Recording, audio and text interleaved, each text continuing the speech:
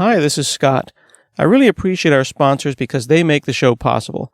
Today's show is sponsored by Developer Express. Become a UI superhero with DevExpress controls and libraries. Deliver elegant .NET solutions that address customer needs today. By leveraging your existing knowledge, you can build next-generation touch-enabled solutions for tomorrow. You can download your free 30-day trial at dx.hanselminutes.com. That's dx.hanselminutes.com.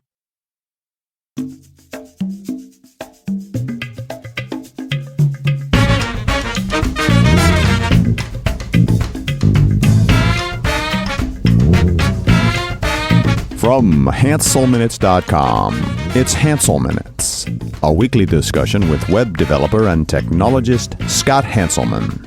This is Lawrence Ryan announcing show number 558.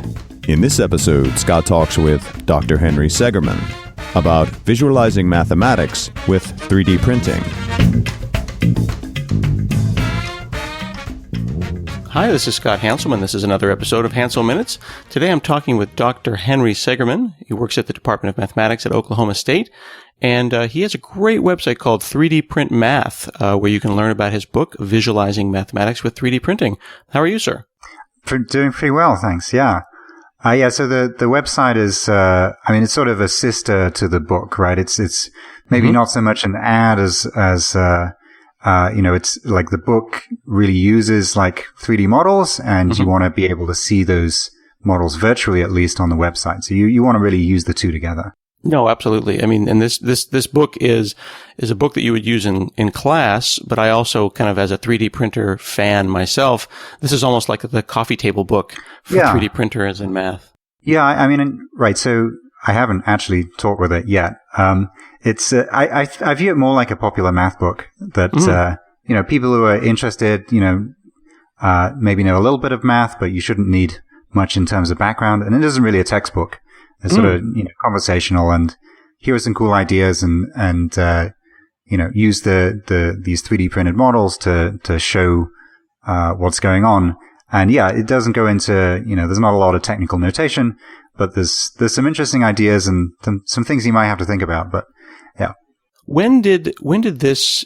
Is this a practice? Is this did this get discovered? I mean, like the 3D printing is burgeoning, and math certainly is not. Well, right. It's not starting up. I mean, math is, so there's something of a, it's got something of a reputation or an unwarranted reputation that mathematics is sort of written in stone.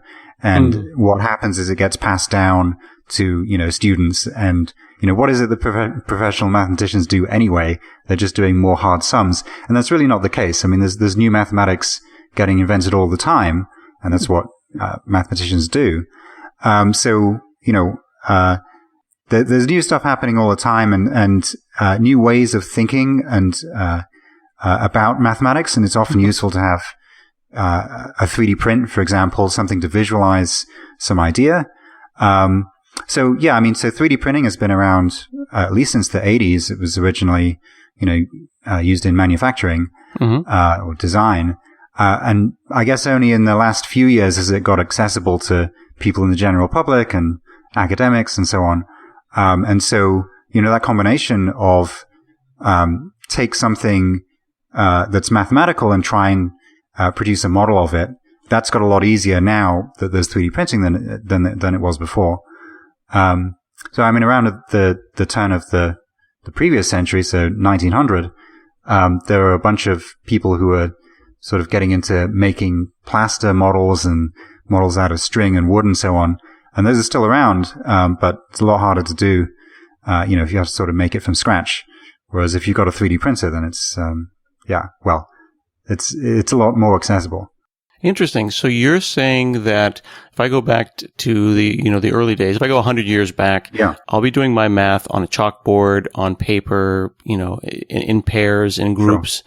Sure. And they were themselves building models so that they might get their heads around things? There's another sort of interesting thing throughout mathematical history is sort of whether or not you want to draw pictures and make models has gone in and out of fashion. So So there were people back in the day making plaster models of algebraic surfaces, who knows what, and beautiful, fantastic craftsmanship. And I mean, given the technology at the time, difficult to do. And then there was a long dark period when people decided, well, pictures are sort of squirrely, right? You can think that you're seeing something when actually, it's not really rigorous. The argument doesn't quite follow, that you're not drawing all of the different cases. And so there was a long period when, sort of pictures and diagrams were frowned upon. And maybe this is sort of, in the modern era, people are saying, well, there's different ways to do things, and you want to find different ways to communicate, say mathematics. Different ways of communicating work for different people. And so for some people, the pictures are really, really helpful. And so, yeah, it's come back in and out of fashion. And I guess at the moment, there's a lot of, emphasis on how do you get people into STEM subjects. And so people are sort of, well, whatever goes, right? I mean, if you can find something that interests people, then go for it. Interesting. So it almost is a matter of how do different people think. There are probably math people who are, for lack of a better word, a little more snooty. That are like, well, we don't need to visualize this, right? Surely you can hold that, that three manifold in your brain. There's plenty of mathematics that doesn't require pictures at all. Mathematics is a very broad endeavor. There's some things we agree on, right? You should always need to prove things, any of your statements, but the kinds of objects that people think about, vary hugely. There are, this is another sort of unusual thing about mathematics as a subject is, I don't really know what the guy in the next door office does, right? It's sort of too far away from what I do for me to really be, I know the broad outlines, but very, very broad. And so, yeah, there's somebody down the hall who never draws any pictures at all, whereas I'm drawing pictures all the time. And a lot of the proofs that I write are in terms of pictures. You have some sort of, combinatorial diagram, and you say, well, if I do this kind of move, then this thing happens, right? It's the argument is in pictures. And for a lot of people, no pictures at all, ever. Yeah. Was the first person who really got excited about visualizing things physically, was it Felix Klein in the late 1800s?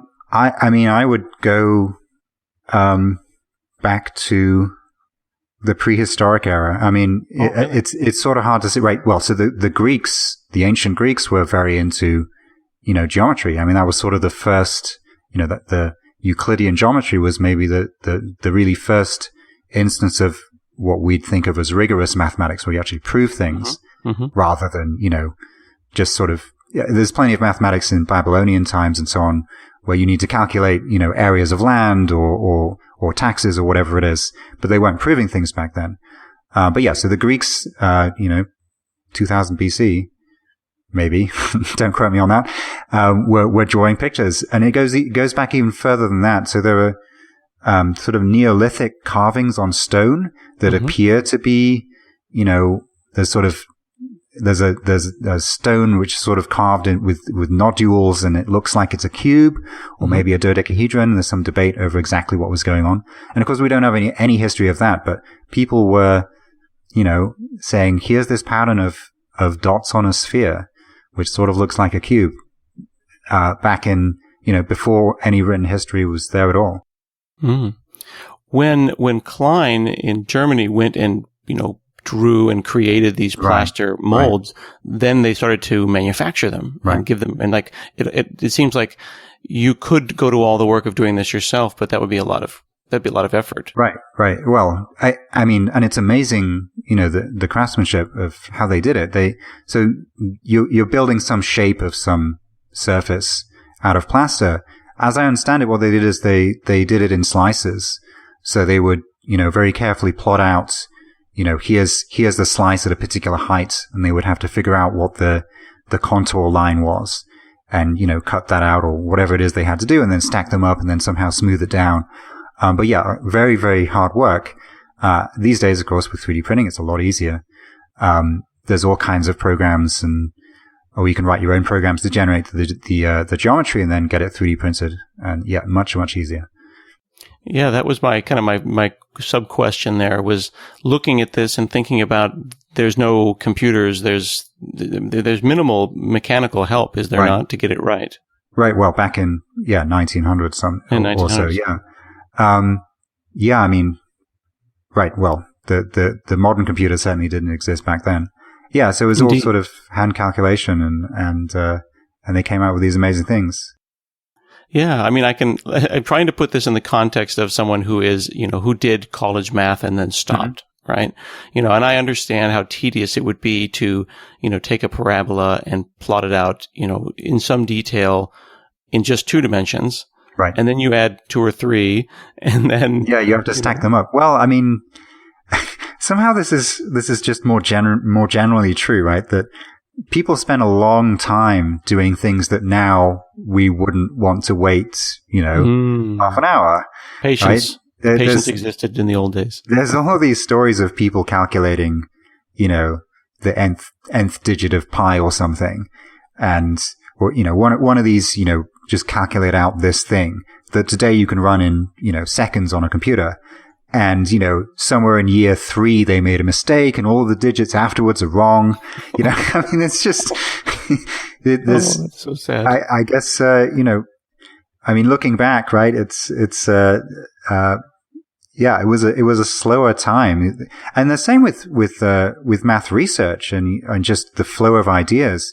Back then, the way that things happened was that, people would send letters to each other via snail mail, and maybe they'd wait for, a publication to come out in a journal, and, if the journal was, well, this is still sort of true. If the journal is in Russian, then, it doesn't make it over to the English speaking world or the French speaking world for another 20 years or so. And now, so there's electronic archives where people figure something out and they post it on the archive, and, the email gets sent out to everybody who's following that subject, and people know about it, the next day. So yeah, things are much, much faster, than it used to be. So has the world of visualizing mathematics with 3D printing exploded with the idea that I can go to Home Depot and buy a 3D printer? I don't know if it's exploded is true. I mean, well, 3D printing, as you know, is getting to be more and more mainstream. I mean, the combination of the two, I don't know. There's a few people sort of doing this and figuring out how to, how do I teach a class using 3D prints? How do I teach a math class? I think there's, a lot of intersections between, well, any new technology and an academic subject. There's going to be, well, how can I use it to do this? I mean, I've also started thinking about using virtual reality or augmented reality for this kind of thing. And, it's sort of, well, whatever, what is a good way to use this technology to do something that couldn't be done before, or to reach other people. So yeah, I mean, I guess the question underneath that is, when you're hanging out wherever mathematicians hang out, right, in the mathematician, kitchen at a conference or at a conference, sure, whatever. Yeah. And you're going on about how you just built something with a 3D printer and how it helped you understand it, or it helped a class understand it. Sure. Do the other mathematicians look at you like, that Henry? I mean, that you get both, right? And it depends. So, a lot of people are really excited and, want to, get hold of a model, of something that I've made, or quite a few of the things I've made come out of conversation where somebody is like, so at the start of all of my talks, I spend 10 minutes explaining this thing. If only I had a model, then I could just sort of show people, and then they tell me what the thing is and we try and work out how to make a model. So some people are really enthusiastic, and particularly, I guess, people who think in pictures. There is some resistance, and there's this is sort of a more general thing. Mm-hmm. There's some resistance to, communicating with the outside world, in a sense.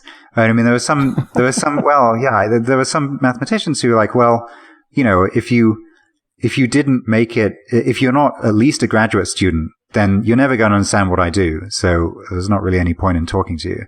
Oh my. I mean, I may be exaggerating a little. Yeah, well, it's pretty. Yeah, but I mean, there's a lot of mathematics which, I'm lucky, right? In a sense, the area that I've gone into, lends itself to an illustration which can be appreciated by members of the general public. Mm-hmm. And there's lots of very beautiful, meaningful and difficult mathematics, which you can't see unless you've spent, at least a couple of years in graduate school to understand what the objects are that we're talking about. Mm-hmm. So, there's not necessarily a royal road to the mathematics that you're interested in. In some cases there is, and you can get a sense of things. And in some cases that just isn't true.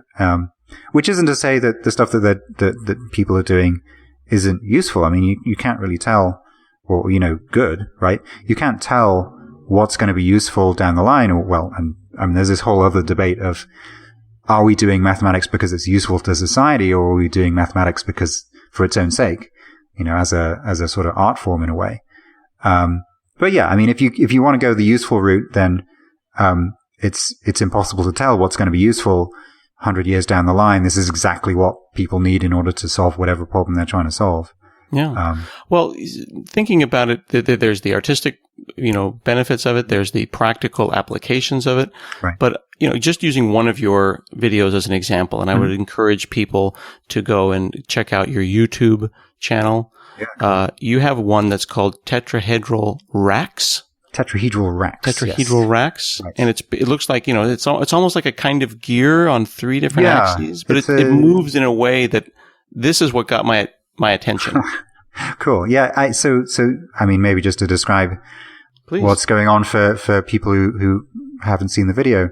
So it's a 3D printed mechanism, and there's these 4 different kind of rod pieces that slide into each other. Well, actually, each of these rods has sort of 3 different sticks on it, and they've got teeth like gear teeth.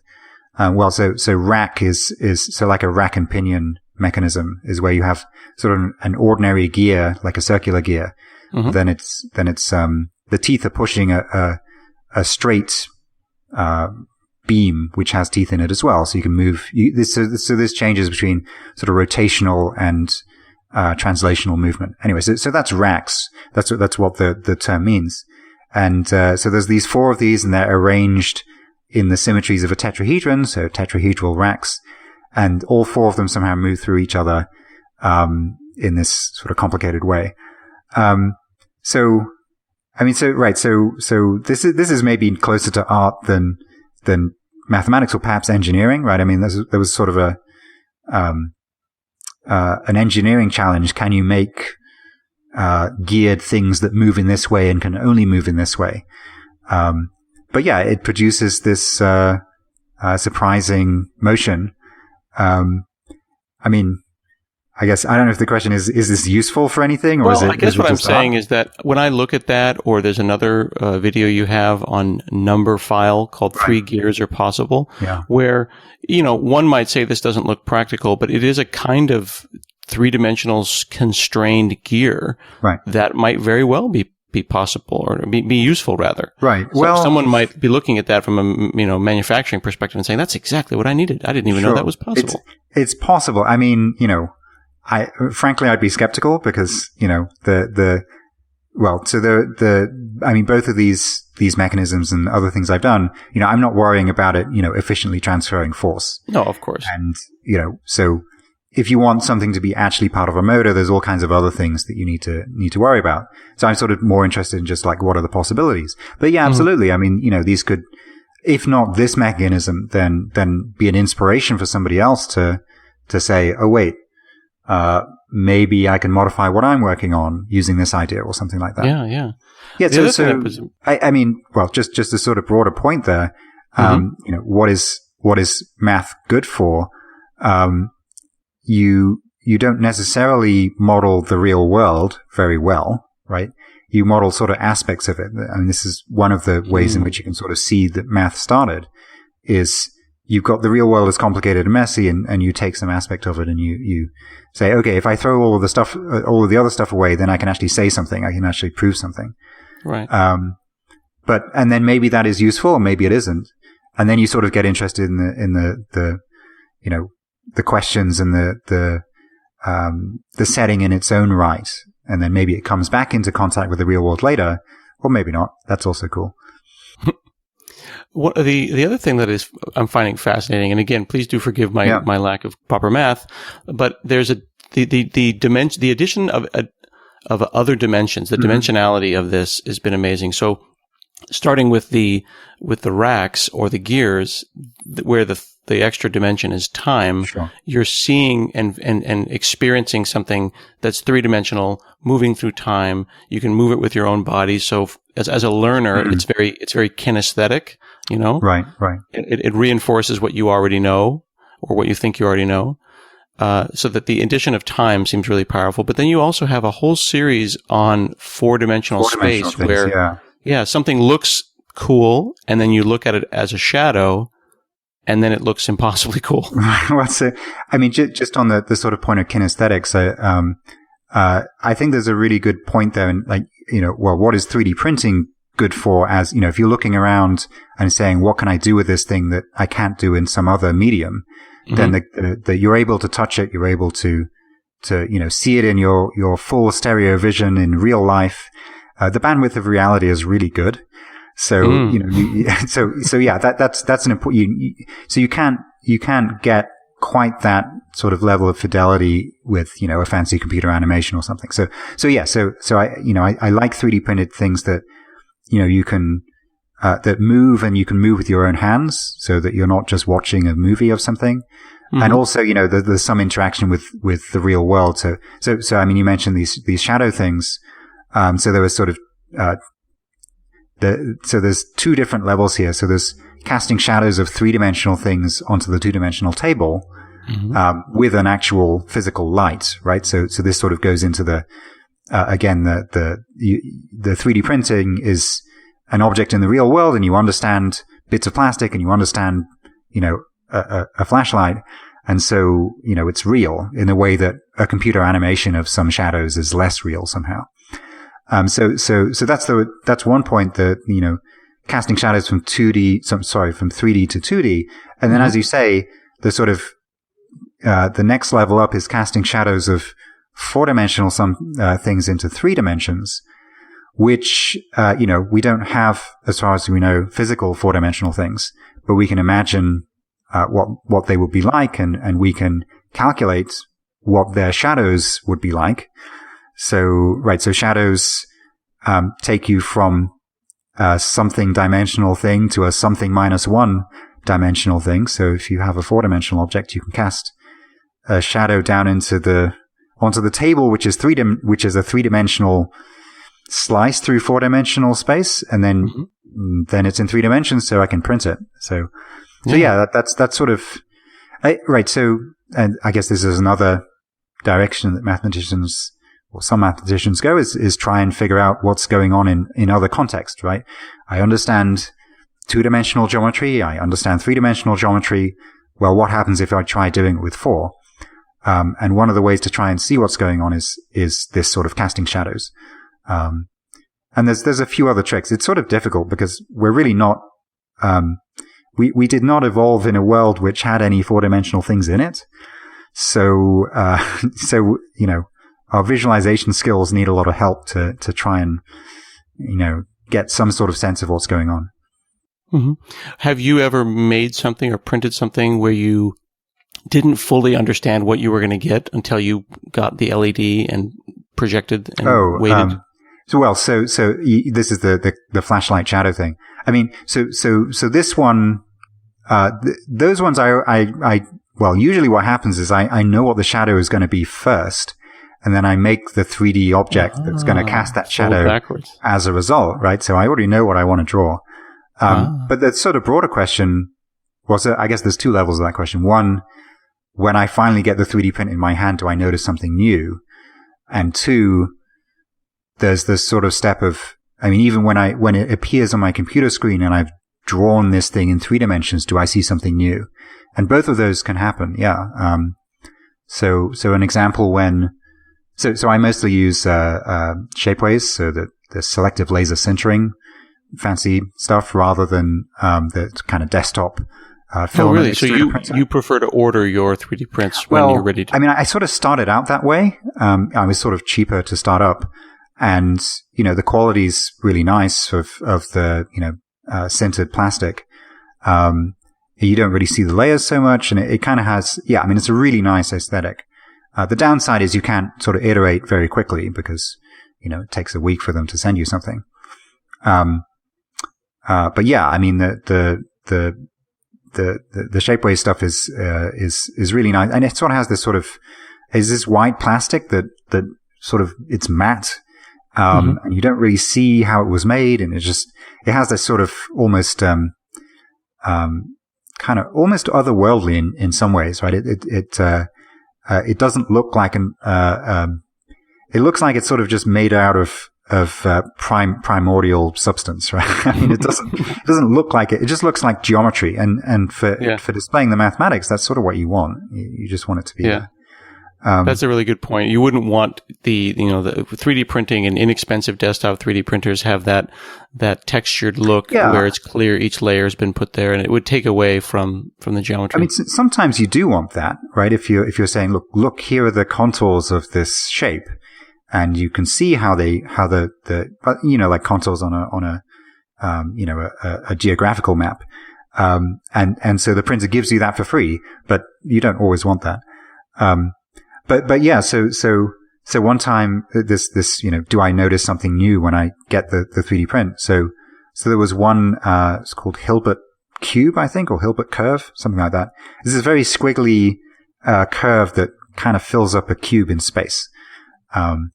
And this is there's this whole area of mathematics that's interested in space filling curves, which is somehow curves that are so squiggly that they hit every point. So it's a one-dimensional curve somehow, but it hits every point of a two-dimensional square or a three-dimensional cube. So there's some sort of strange things going on there. But anyway, so it wasn't hitting every point, this 3D print. It was just sort of an approximation of it, which is this, it looks a bit like ramen noodles.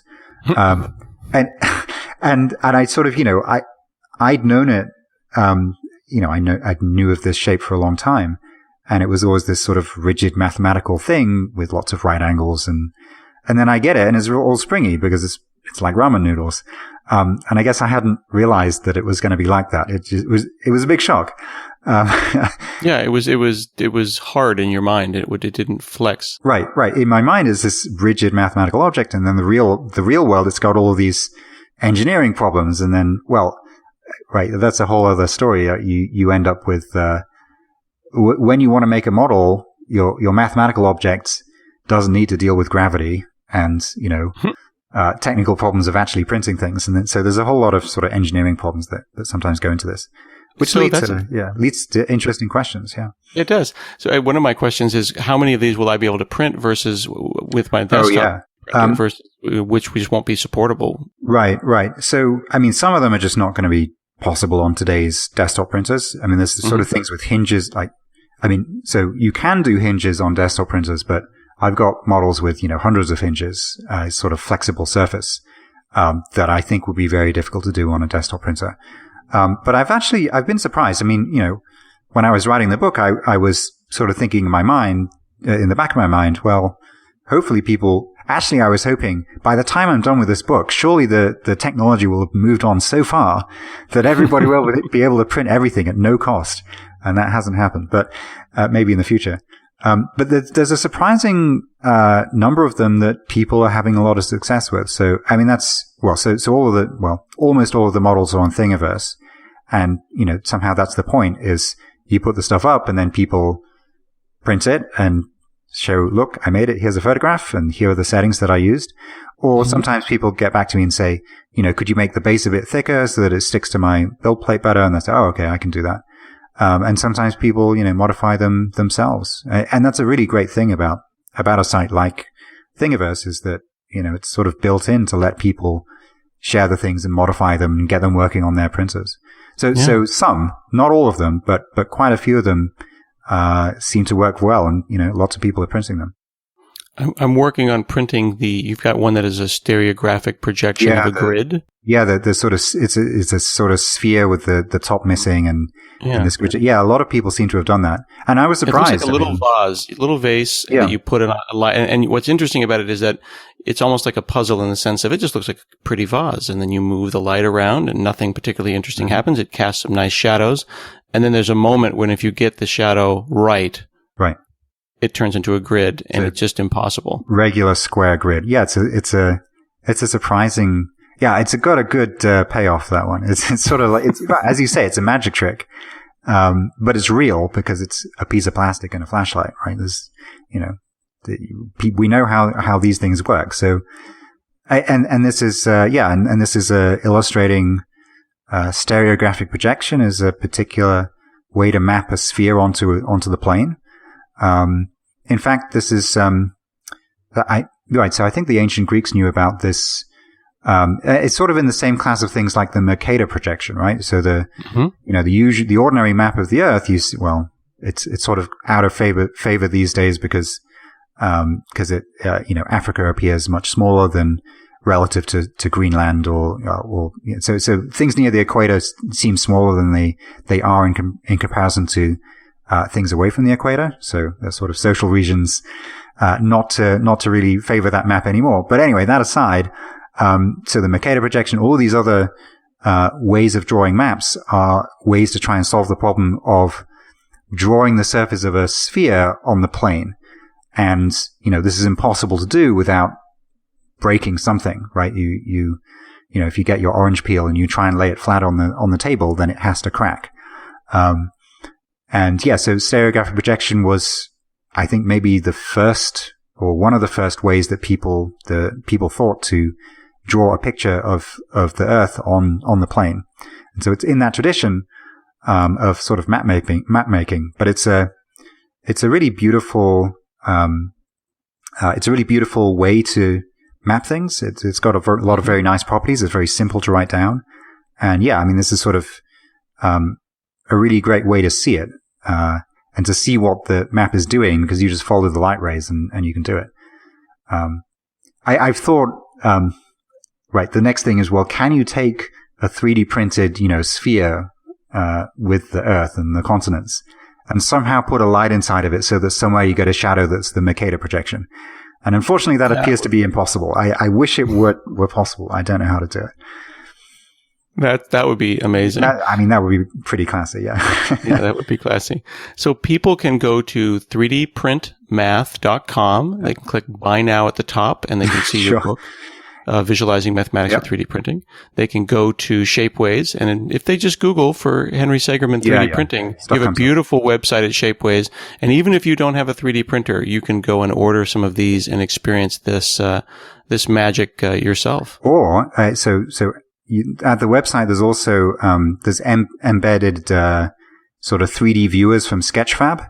So you don't even need the 3D prints if you want to. Well, you can look at the photos in the book, but you can't turn them around. Sort of, there's an irony there in writing a book about how awesome 3D printing is for illustrating things.